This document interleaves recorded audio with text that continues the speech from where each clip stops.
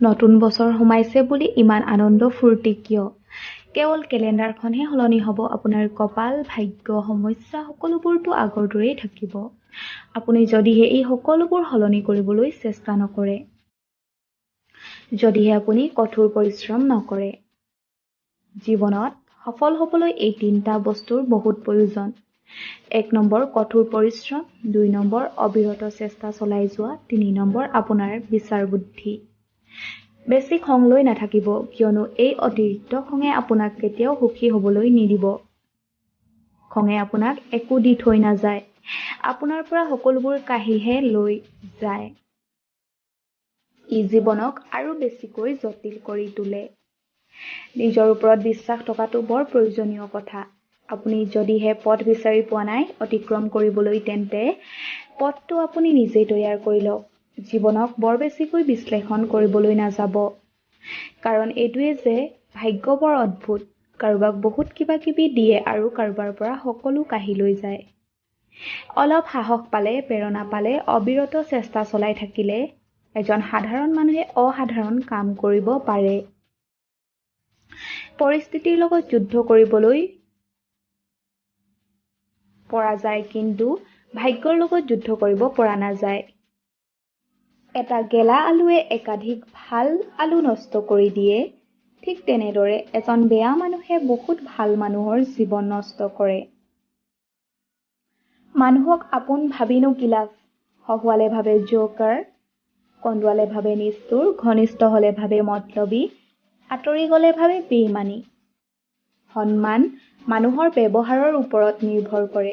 গুৰুত্ব সেইজনক দিয়ক যিয়ে আপোনাকো গুৰুত্ব দিয়ে। মূল্য তাকেই দিয়ক যাৰ জীৱনত আপোনাৰ গুৰুত্ব আছে। মৰ্যাদা তেওঁক দিয়ক যিজনে নিজতকৈ বেছি আপোনাৰ কথা ভাবে।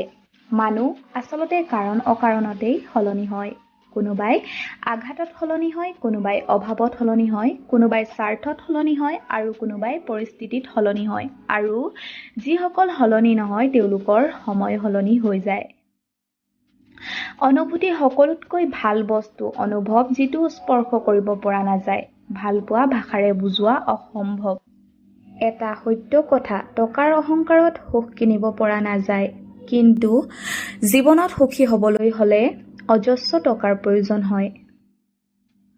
নতুন বছৰটোক ফূৰ্তি কৰক, আদৰক, কিন্তু তাৰ মাজতেই বিলীন হৈ আপোনাৰ উদ্দেশ্যবোৰ পাহৰি নাযাব। আপুনি আৰু কিমান দূৰ অতিক্ৰম কৰিব লাগিব আগলৈ হয়তো আপুনি নিজেও নাজানে। আপোনাৰ ভাগ্যক আপুনি নিজেই সলাব লাগিব। সকলোৱে যে আপোনাক ভাল পাব এইটো অসম্ভৱ, কিন্তু সকলোৱে আপোনাক সন্মান কৰিব এইটো সম্ভৱ হ'ব পাৰে। বন্ধুত্ব কেতিয়াও বিশেষ মানুহৰ লগতহে হ'ব তেনে কোনো কথা নাই। যাৰ লগত বন্ধুত্ব হয় তেওঁৱেই বিশেষ হৈ যায়। যাৰ লগত আপুনি হাঁহিছে তেওঁক পাহৰি যাব পাৰিব, কিন্তু যাৰ লগত কান্দিছে তেওঁক কেতিয়াও পাহৰিব নোৱাৰিব। খুব কম সংখ্যক লোকহে পাব যি নিস্বাৰ্থভাৱে আপোনাৰ ওচৰত থাকিব, আপোনাক প্ৰেৰণা যোগাব। আচলতে কি জানে, এই পৃথিৱীত প্ৰয়োজন অবিহনে কোনেও কাৰো লগত কথা নাপাতে। সকলো প্ৰয়োজনৰ ওপৰতহে নিৰ্ভৰশীল। মই আচলতে মানুহ দেখি সন্মান নকৰো, তেওঁৰ ব্যৱহাৰ দেখিহে সন্মান কৰো।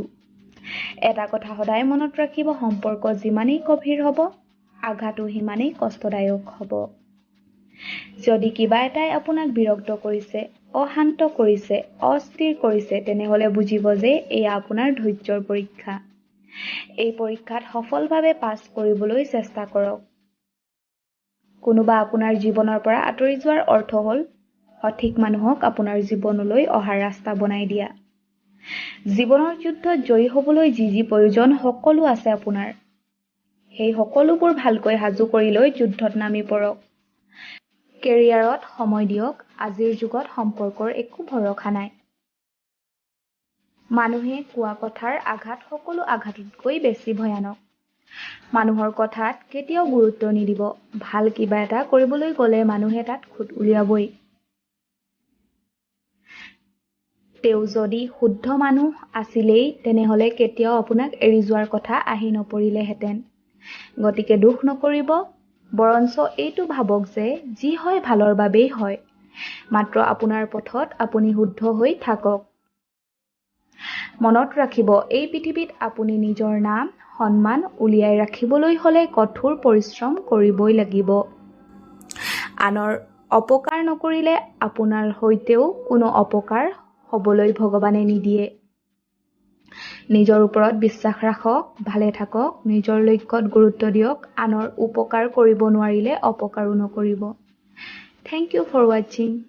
আৰু যদি চেনেলত নতুনকৈ আহিছে প্লিজ চেনেলটো ছাবস্ক্ৰাইব কৰি দিব আৰু কমেণ্ট কৰিবলৈ নাপাহৰিব। নতুন বছৰৰ শুভকামনা।